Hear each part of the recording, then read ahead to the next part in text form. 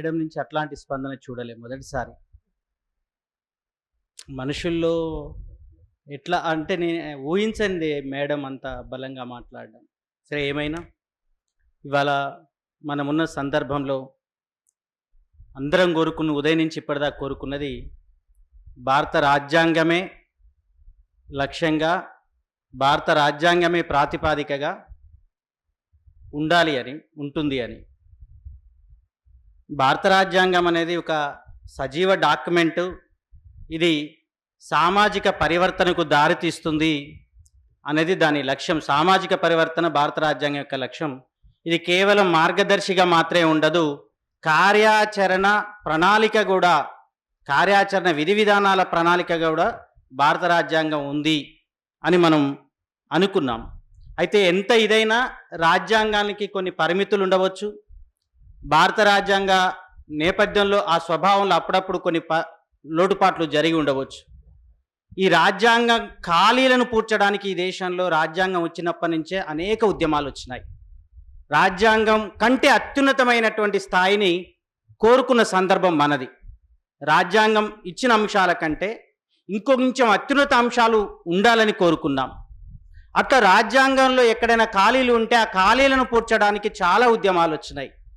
అట్లా వచ్చిన ఉద్యమాల్లో నక్సల్బరీ ఉద్యమాలు ఈ దేశ సామాజిక పరివర్తనలో చాలా కీలక పాత్ర పోషించినాయి అనేది మనం కాదనలేని వాస్తవము. మరి ఇవాళ ఆ రాజ్యాంగం ముట్టడిలో ఉంది.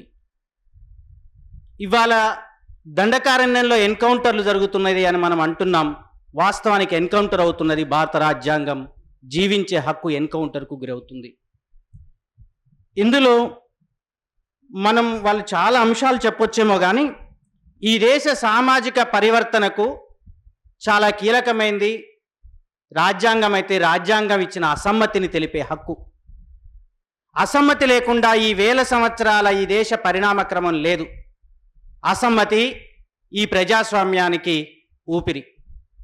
ఈ అసమ్మతిని తెలపడము అంటే దేశభక్తిని నిరాకరించడం కాదు. మనకు ఇష్టమైన ప్రేమపూర్వకమైన ఈ దేశాన్ని గుర్తించడము అంటే ఈ ప్రభుత్వాన్ని గుర్తించడం అని కాదు.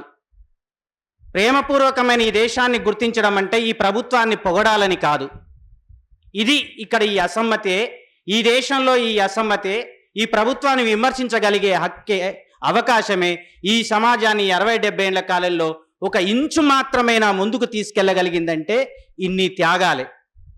ఈ త్యాగాలు చేసినటువంటి ఈ పరిస్థితుల్లో ఇప్పుడు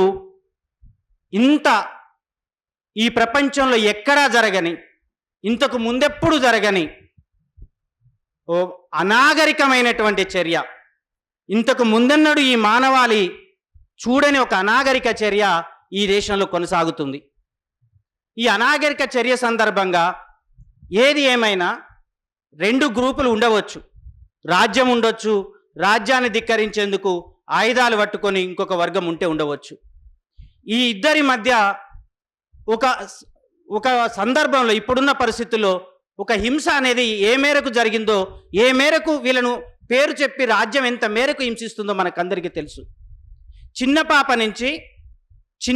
నుంచి చంపడం మొదలు పెడితే స్కూల్లో అన్నం వండే మనిషి దాకా చంపుతూ పోతూ ఉంది. ఈ మనుషులు కాపాడబడాలి. ఈ మనుషులు కాపాడబడాలి అంటే చర్చలే. భారత రాజ్యాంగం సంభాషణలకు కీలకమైన డాక్యుమెంట్. రాజ్యాంగ సవరణ ప్రక్రియలు ఏది చూసినా సంప్రదింపులతోటి అది జరగాలనేది ఉంది. చర్చలే దాని పరమావధి. ఈరోజు మనం చర్చలు కోరుకుంటున్నామంటే దాని అర్థం రాజ్యాంగం యొక్క మూల స్వభావం దాన్ని గుర్తించడమే. అది చెప్పింది సంభాషణలే. ఇందాక వరలక్ష్మి గారు కూడా ఇదే విషయాన్ని చెప్పిండ్లు.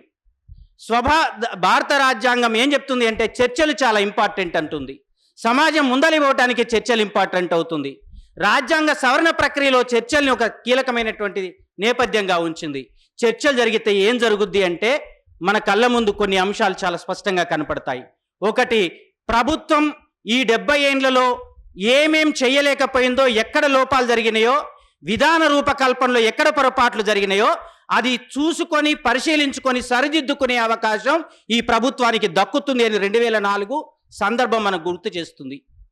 రెండవది, నక్సల్బరీ రాజకీయాల్లో ఎక్కడైనా పొరపాట్లు జరిగితే ఆ పొరపాట్లు కూడా సవరించుకునే ఒక అవకాశం వస్తుంది. మూడో అంశం, ఈ రెండే కాదు, ఈ మధ్య ప్రజలు రాజకీయ చైతన్యం, రాజ్యాంగ చైతన్యంలో ఉండాలి అంటే రాజకీయాల పట్ల నిర్లక్ష్యంగా ఉండొద్దు. వాళ్ళు భాగస్వామ్యం కావాలంటే ఈ చర్చల్లో ప్రజలే భాగస్వాములు కావాలి. కాబట్టి ప్రజల్ని భాగస్వామ్యం చేసే ఒక అవకాశం ఉంటుంది.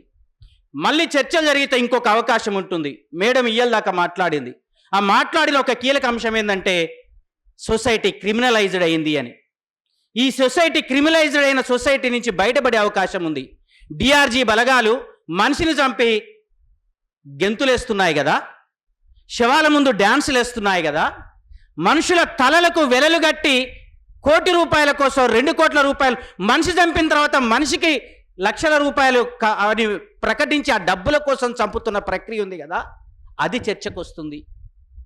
ఒక నేర సమాజం మీద వచ్చిన ఒక నేరం ఏదైతే ఉన్నదో ఆ నేర ప్రక్రియలోకి సమాజం మారిపోతోంది అనేది చర్చలోకి వస్తుంది.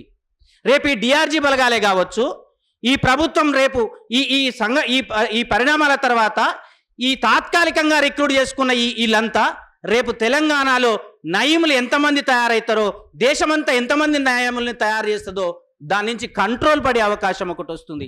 ఒక నేరస్థ సమాజంగా మారకుండా ఈ చర్చలు ఒక అవకాశాన్ని కల్పిస్తాయి. ఒక క్రిమినలైజ్డ్ ఒక భయంకరమైనటువంటి ఒక సైకో నేచర్. మనం ఒక మాట అంటాం, ఫ్రాన్స్ ఒకప్పుడు దేశం పేరు, ఇప్పుడు అది మానసిక రోగం పేరు అని ఒక తత్వవేత్త అంటాడు. భారతదేశంగా ఉండాలి అంటే అది మానసిక రోగంగా నేడు మారకూడదు అనేది చర్చల్లో వస్తుంది. కాబట్టి చర్చలు చాలా విలువైనవి. ఈ దేశ రాజ్యాంగంలో ఏది ముందుకు వెళ్ళాలో అవి చాలా కీలకమైనటువంటివి. అవి ఖచ్చితంగా ఇది జరగాల్సినటువంటి అవసరం ఖచ్చితంగా ఉన్నది. ఇక మరొక అంశం ఏంది అంటే ఇందులో కీలకమైంది మనం గుర్తించవలసింది, ఇవాళ ఈ చర్చల సందర్భంగానే మీ ముందు స్పష్టంగా చెప్పదలుచుకుంది, మొన్న నిజామాబాదులో అమిత్ షా నేపథ్యం. తెలంగాణకు బీజేపీ ఎంత వ్యతిరేకమో చెప్పడానికి ఆయన ప్రచార కమిటీ చైర్మన్గా నేటి ప్రధాని తల్లిని చంపి బిడ్డను బతికించారు అనేటటువంటిది ఏదైతే ఉన్నదో ఆ నుంచి మొదలైంది. తెలంగాణని కేవలం భౌగోళిక తెలంగాణనే కాదు, తెలంగాణ స్వభావాన్ని, తెలంగాణ అస్తిత్వాన్ని, తెలంగాణ చిరునామాని, తెలంగాణ స్పృహని వాళ్ళు శత్రువుగా ప్రకటించారు. కాబట్టే నిన్న నిజామాబాదులో ఆయన మాట్లాడిన తీరు కనపడుతుంది. అమిత్ షా బాడీ లాంగ్వేజే కావచ్చు, అమిత్ షా ఒక కొరడా కాదు, అమిత్ షా ఒక తుపాకీ కాదు. రాజ్యాంగం ఆయన్ని తుపాకీగా మార్చిందా? రాజ్యాంగం ఆయన్ని ఒక కొరడాగా మార్చిందా? ఆయన బెదిరించిండు చూడండి, హెచ్చరిక చూడండి. అది తెలంగాణ తత్వాన్ని నరాన ఆయన వ్యతిరేక తత్వాన్ని ఎంత నింపుకున్నాడో అది చాలా అర్థమవుతుంది. 40,000 మందిని చంపినరు ఆదివాసుల్ని అంటున్నారు. అందులో నిజ నిర్ధార మన ఉదయం పూట చర్చలోకి వచ్చినాయి. కానీ 40,000 చర్చ అంటున్నావు కదా, నీవు ఈ 11 ఏళ్లలో విస్థాపనతో గురైనటువంటి వాళ్ళు 2.5 కోట్ల మంది, 40% మంది ఆదివాసీలే. వాళ్ళందరినీ ఎవరు చంపినట్లు? పోలవరంలో 7 మండలాలు తీసి ఆ ఆదివాసీలు 3 లక్షల మంది ఆదివాసీలని ఎవరు నాశనం చేసినట్లు? ఇది ఎవరు అడగాలి? ఇక్కడ అంతిమంగా ఆయన చాలా విషయాలు చెప్పుండవచ్చు. కాలు ఎరగొట్టిర్రు, చేతులు ఎరగొట్టిర్రు అని చెప్తుండవచ్చు. కళాకారుల్ని, కవుల్ని, వికలాంగుల్ని చంపింది ఎవరు? అది కదా ఓ మానవీయ సమాజంగా మార్చే క్రమంలో ఇక్కడ మీరు ఎక్కడైనా ఉన్నారా? లేరు కదా. ఆయన అంతటితో ఆగలే, ఇది మీరు అడ్డాగా మారుస్తారా అంటున్నాడు. తెలంగాణ నక్సలైట్లకు అడ్డాగా మారుస్తారా అంటున్నాడు. గిరీష్ కర్నాడ్ పోతూ నేను అర్బన్ నక్సలైట్స్ అన్నాడు. ఏకంగా ఆయన కర్ణాటక చాలా గొప్ప రచయిత. మోడీ వస్తే అసలు నేను ఈ దేశంలోనే ఉండనని చనిపోయిండు చూడండి. సరే,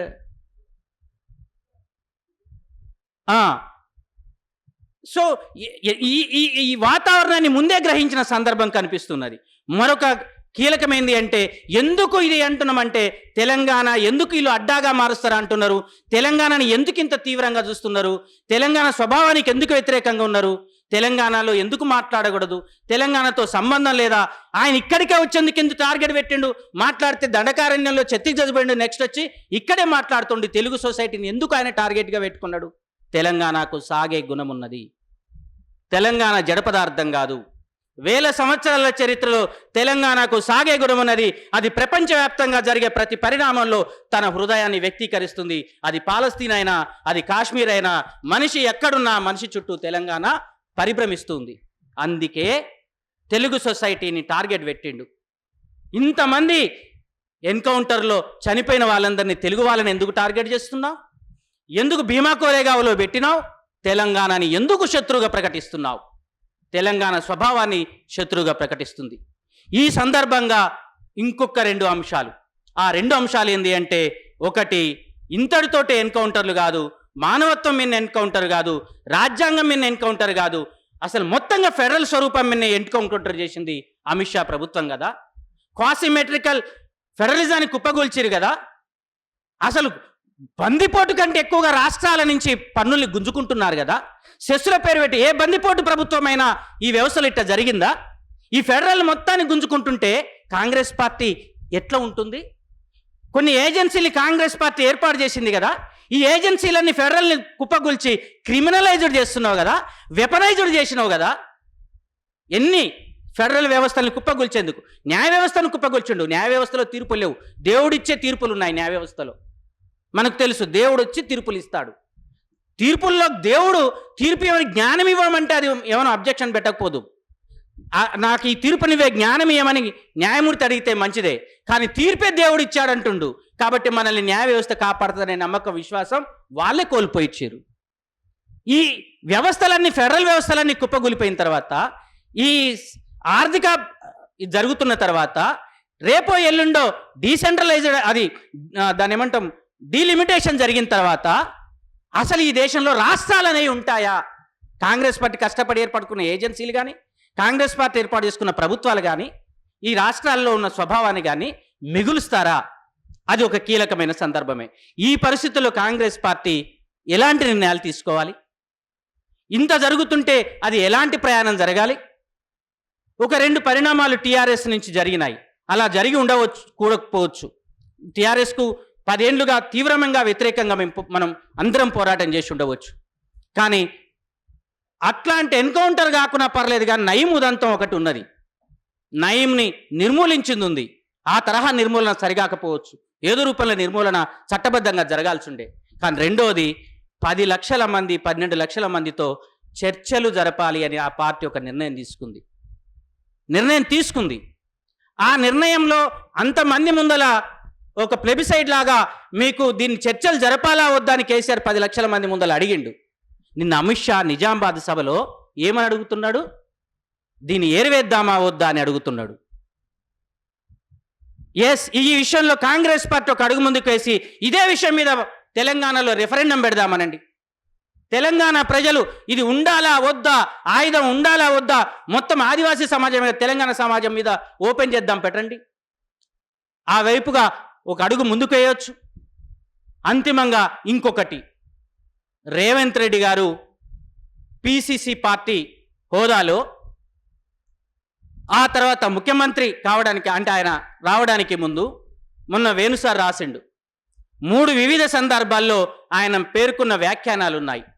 నక్సలైట్లు అభివృద్ధి నిరోధకులు అనుకున్నాం, కానీ వాళ్ళు ఉంటే మంచిది అనుకుంటున్నాం అనేది ఒకసారి. రెండోది, నక్సలైట్లు వస్తే మళ్ళీ వస్తే బాగుండేది అనేది ఒకసారి. మరొక సందర్భంలో వాళ్ళు వస్తే ఈ రాష్ట్రం విఫలం కాకుండా ఉండేది కదా, ఈ రాష్ట్రం ఒక విఫల ప్రయత్నంగా ఉండకుండా ఉండేది కదా అని ఒక అభిప్రాయం చేసినారు కదా. ఇవాళ రేవంత్ రెడ్డి గారికి ఒక విజ్ఞప్తి చేస్తున్నాం. ఆ విజ్ఞప్తి ఏంటి అంటే, ఒక చొరవ అడుగు ముందుకు వేయండి. మీ పార్టీ చర్చల్ని కోరుకున్నది, చర్చల్ని స్వాగతించింది. అందుకు మీ పార్టీ పిసిసి అధ్యక్షుడు ఇక్కడ అమిత్ షాతో తిట్లు తిన్నాడు. రేవంత్ రెడ్డి గారు మిమ్మల్ని బ్లాక్మెయిల్ చేసి అమిత్ షా వెళ్తున్నాడు. ఇప్పుడు ఖచ్చితంగా మేము మనుషుల వైపు ఉంటాం, ఆదివాసీల వైపు ఉంటాం అని మీరు ప్రకటన చేయండి. మీరు అనధికారికంగా కాల్పుల విరమణ ఉంది అంటున్నారు, దాన్ని అధికారికంగా చేయండి. ఇప్పుడు కాల్పుల విరమణ ఉందంటున్నారు కదా, ఎక్కడ కాల్పులు చేయట్లేదు అంటున్నారు కదా, అది మీరు ఉన్నట్లే కదా, కమిట్మెంట్ మీకు ఉన్నట్టే కదా.